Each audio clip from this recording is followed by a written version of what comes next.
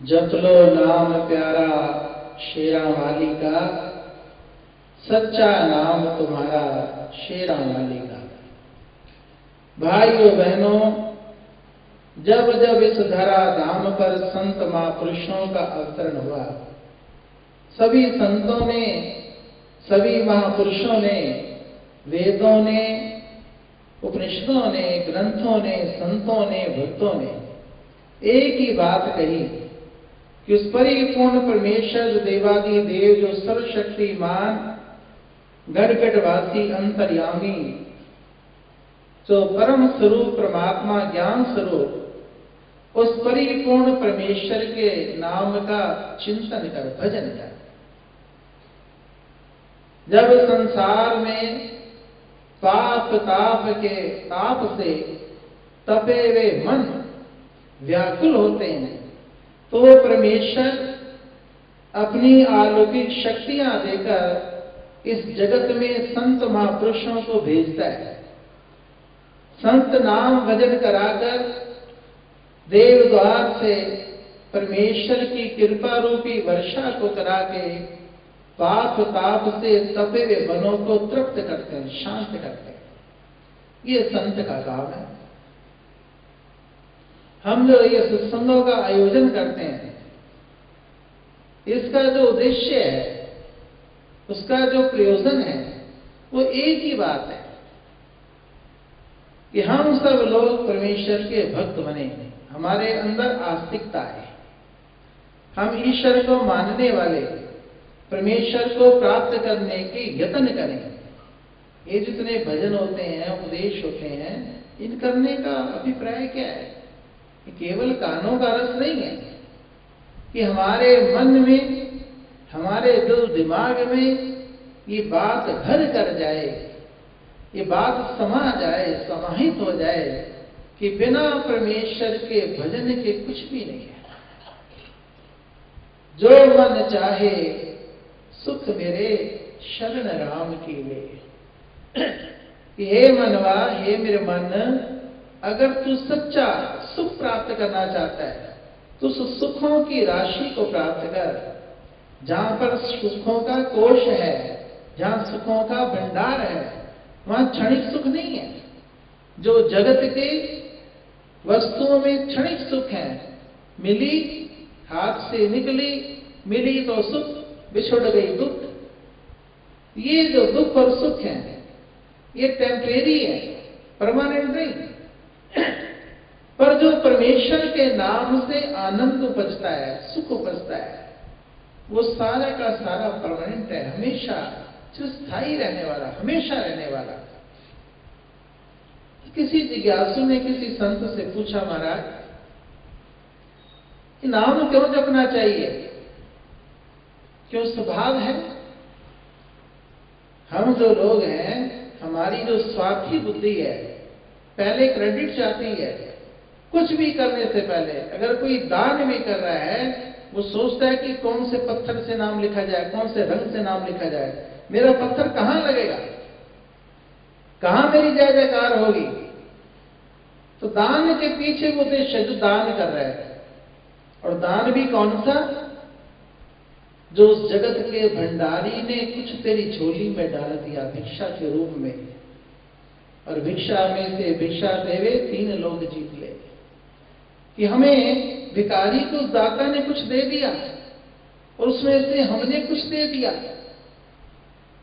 और हम दानवीर बन गए, हमें परमात्मा की कृपा प्राप्त हो गई। भिक्षा में से भिक्षा देना, तो दाता तो एक ही है, वो परमेश्वर ही है। तो जिज्ञासु ने संत से पूछा, महाराज ये नाम क्यों जपना चाहिए? जरूरी है क्या? ये स्वाभाविक बात तो नहीं है। जैसे सोते क्यों है, नींद आ रही है, भोजन खाया भूख लगी है, पानी पिया प्यास लगी है, सर्दियों में गर्मी, ऊनी वस्त्र पहने ठंड लग रही है, गर्मियों में हल्के वस्त्र पहने गर्मी लग रही है। ये सब स्वाभाविक बातें हैं। पर ये नाम जपना, भजन करना, ये तो स्वाभाविक बात नहीं है, इसकी आवश्यकता तो नहीं है। क्यों जपा जाए?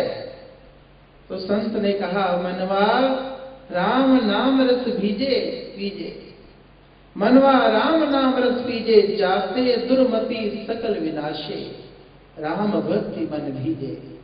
इसके पीछे लॉजिक है, सिद्धांत है। ऐसे नहीं नाम जपना। संत ने कहा, क्यों जपना है? इसलिए जपना है, मनवा राम नाम रस पीजे, हे मेरे मन, तू परमेश्वर के नाम के रस का पान कर। जब तू परमेश्वर का भजन करेगा, नाम जपेगा, नाम जपते जपते तेरे अंतःकरण में उस नाम के रस की धारा निकलेगी, फूटेगी, तुझे रस प्राप्त होगा। उस रस से क्या प्राप्त होगा? जाते दुर्मति सकल विनाशे, कि सारे सकल की जगत की जो दुर्बुद्धि है, जो तेरी नेगेटिव सोच है, थिंकिंग है, वो पॉजिटिव हो जाएगी, सकारात्मक हो जाएगी। तो हमेशा मंगल सोचेगा, शुभ सोचेगा। जाते दुर्मति सकल विनाशे, फिर क्या होगा? राम भक्ति मन भीजे। जो तेरा मन लाखों जन्मों से ये रोगी है, जो जगत के भोगों की पत्तलों को चाट रहा है, अगर सत्संग में भी बैठना पड़ जाए तो चंचल मन के व्रति वाले व्यक्ति की आंखें नहीं बंद होती।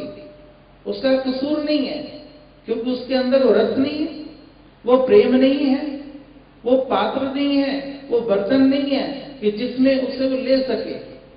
अगर चुल्लू में कोई पानी ले गंगा जी से, कितनी देर चुल्लू में रखेगा? अगर कोई कैनी है, बॉटल है, उसमें रख लेगा। ऐसे ही जिसके हृदय का पात्र ही तैयार नहीं है, तो सत्संग में हम देखते हैं, कोई झूमर देखता रहा, कोई किसी का झुमका देखता रहा, कोई किसी के बाल देखता रहा, किसी कपड़े देखता रहा। क्यों? ये सारी चीजें रूटीन में है। ये संसार चमड़ी का पुजारी है। लाखों जन्म तक इन चमड़ियों से प्रेम करता रहा, चिपटा रहा। उसे उस आत्मज्ञान का पता ही नहीं चला कि आत्मा क्या है, इस चमड़ी की क्या औकात। जो तेरे अंदर प्रिय स्वरूप आत्मा बैठी है, तो जाते दुर्मति सकल विनाशे। ऐसे भी लोग हैं, एक बूंद नाम की शब्द भगवान कानों पड़ती है, मन समाहित हो जाता है। कि उस मन को उस नाम के रस का पान करने का अभ्यास है, उसे उस रस का ज्ञान है, समाहित हो जाता है। जाते दुर्मति सकल विनाशे, राम भक्ति मन भीजे। तेरा जो मन है वो परमात्मा में भीग जाएगा, उसके आनंद के सरोवर में डूब जाएगा।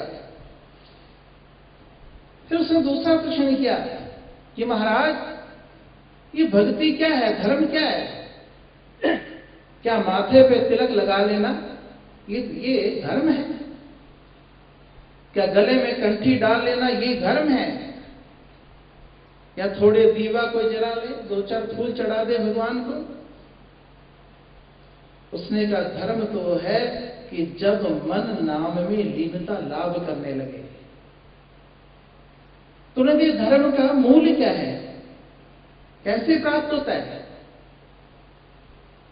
तो संतों ने कहा दया धर्म का मूल है, पाप मूल अभिमान, तुलसी दया ना छोड़िए जब तक घट में प्यास। उन्हें का धर्म जो है ये धारण करने की वस्तु है, धर्म कोई थोपने की बात नहीं। और यही कारण होता है कि लोग घरों को छोड़ के आश्रम में भाग जाते हैं। घर छोड़ना बहुत आसान है, 100-200 रुपए की टिकट ली, बैठ गए ट्रेन में, पहुंच गए आश्रम, पर मन घर में ही पड़ा रहता है। एक चीज छोड़ी जाती है, एक छूट जाती है। अगर मैं दिल्ली पहुंच गया तो अंडरस्टूड है, मेरठ छूट जाएगा, मुझे छोड़ना नहीं पड़ेगा।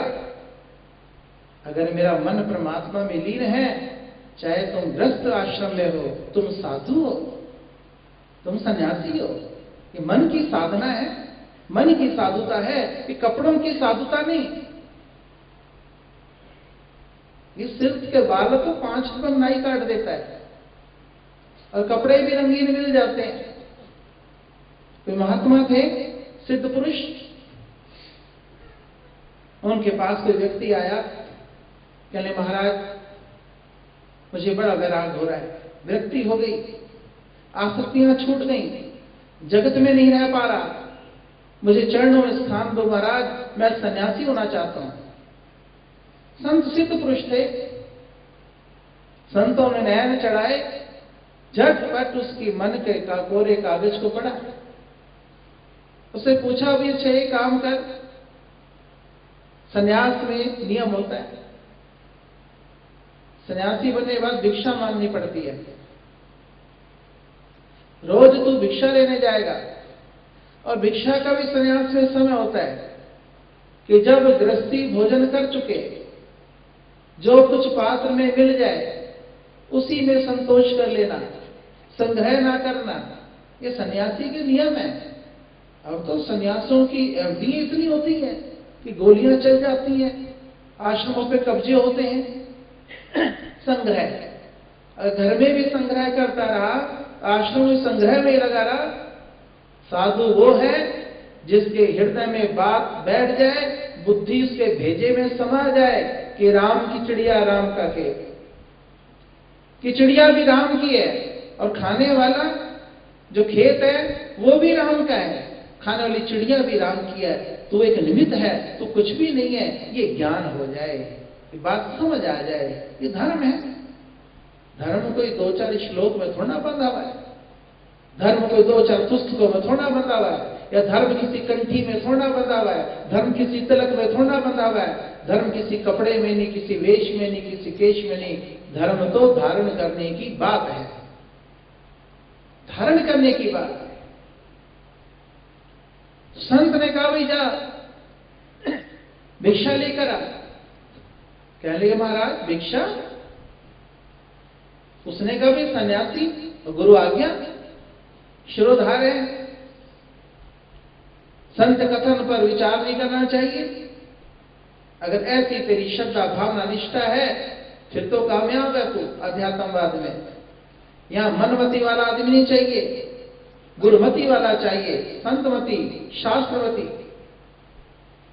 कहने लगे महाराज मैं तो जब भी आपके पास आता था थोड़े बहुत फल रखे मिलते थे, मुझे लोग मत्थे टेकते थे, मैं तो इसलिए संन्यास ले रहा हूं। उसने कहा सिर मुंडाने के 4 गुण, सिर की मिट जाए खाज, खाने को हलवा मिले लोग कहे महाराज। लोग साधुता किसे कहते हैं? साधुता तो फकीरी है, फक्कड़शाही है। किसी सिंहासन में बैठे तो वो मस्ती, किसी जाके नाली के किनारे पे बैठ जाए तब